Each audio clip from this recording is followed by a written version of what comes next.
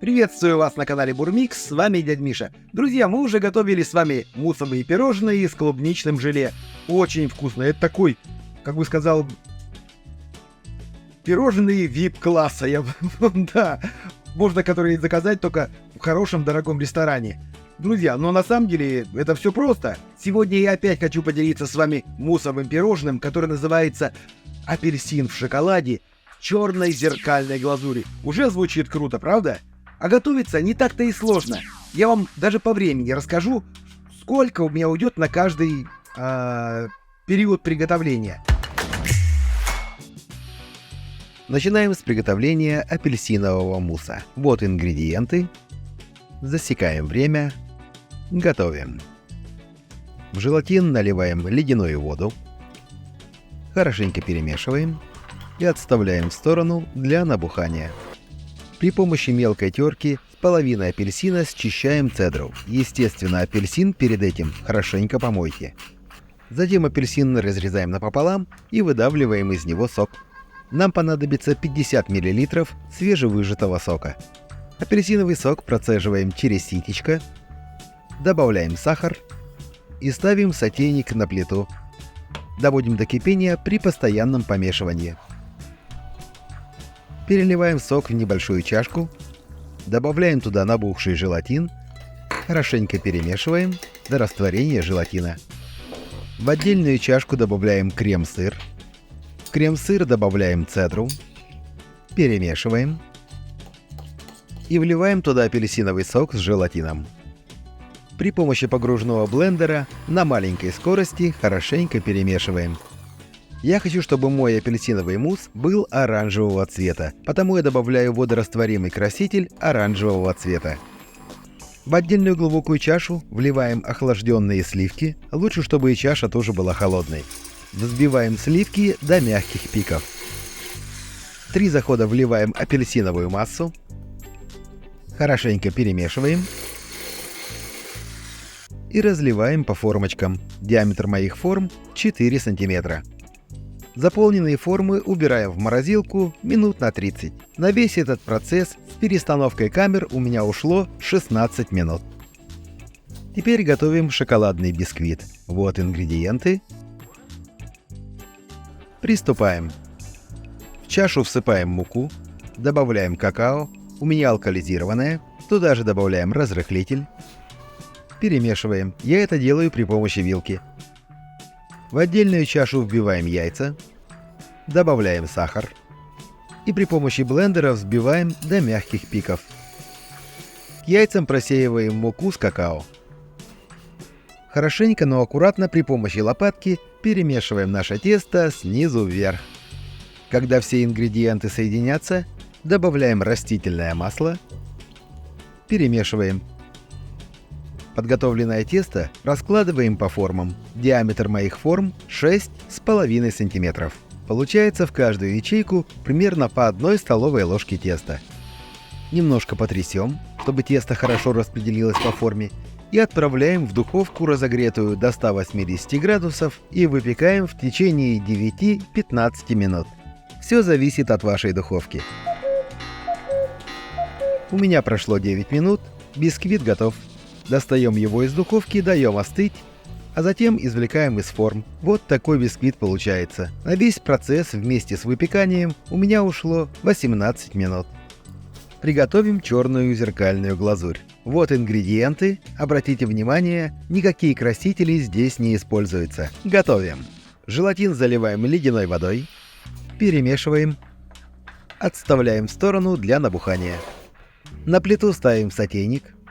Вливаем туда сливки, добавляем сахар, воду, включаем плиту и при помощи венчика, постоянно перемешивая, доводим эту смесь до кипения.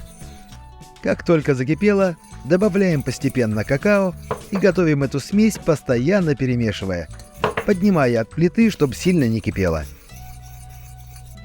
Вот такая масса получилась. Я, кстати, уже пробовал, она очень вкусная. Затем в эту массу добавляем набухший желатин.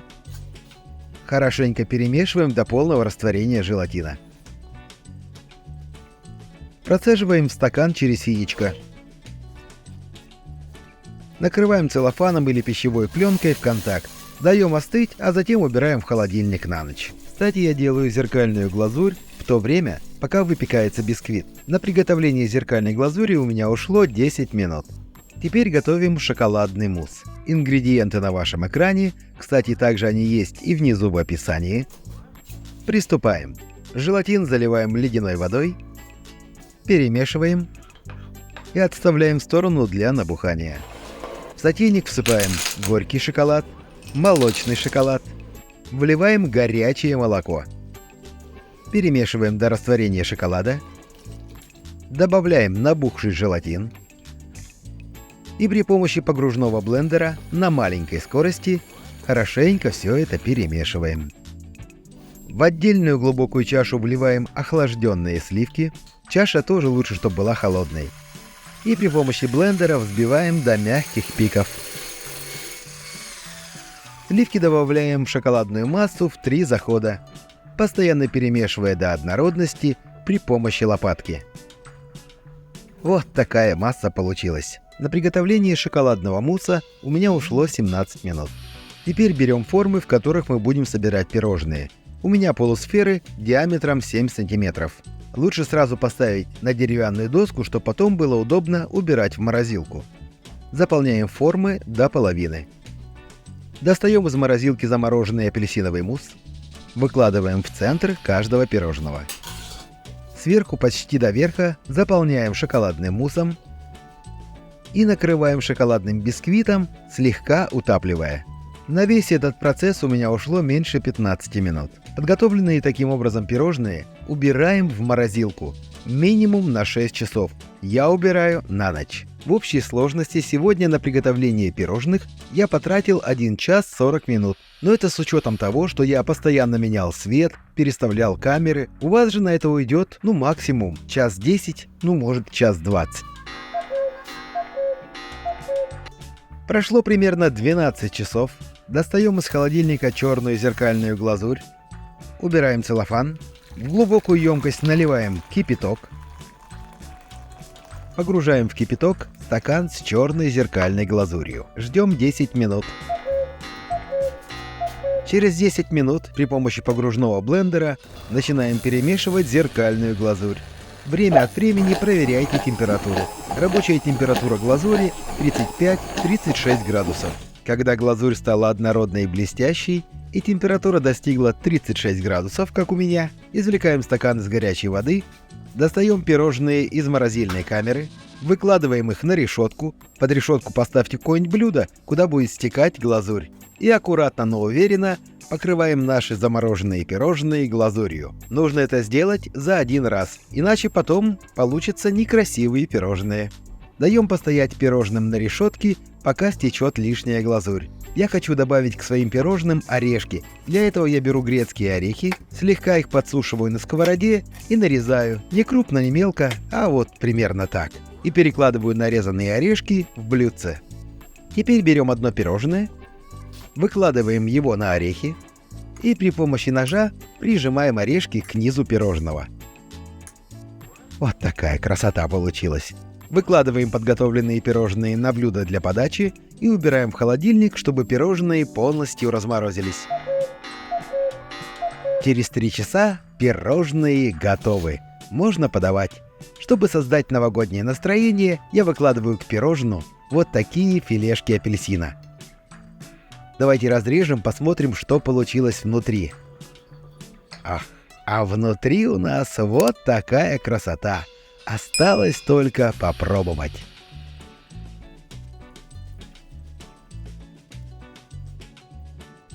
Нежнейше. Так как это пирожное, без ложной скромности скажу, придумал я, такого пирожного вы не найдете ни в одном ресторане, а вкус нереально вкусный. Обязательно приготовьте. Попробуйте. Сейчас новогодние праздники. Самое время поэкспериментировать. Готовьте, радуйте своих родных и близких. И получайте от этого удовольствие. С Новым годом вас! Здоровья, счастья и, конечно, мира. А я пока с вами прощаюсь. Пока.